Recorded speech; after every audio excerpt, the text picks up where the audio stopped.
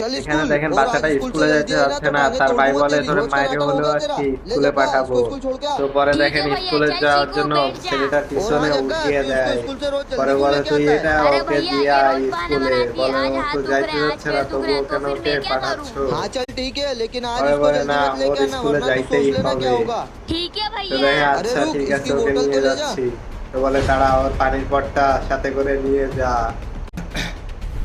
পরে দেখেন ও স্কুলে চলে যায়, আবার স্কুল থেকে ওকে নিয়ে চলে আসি।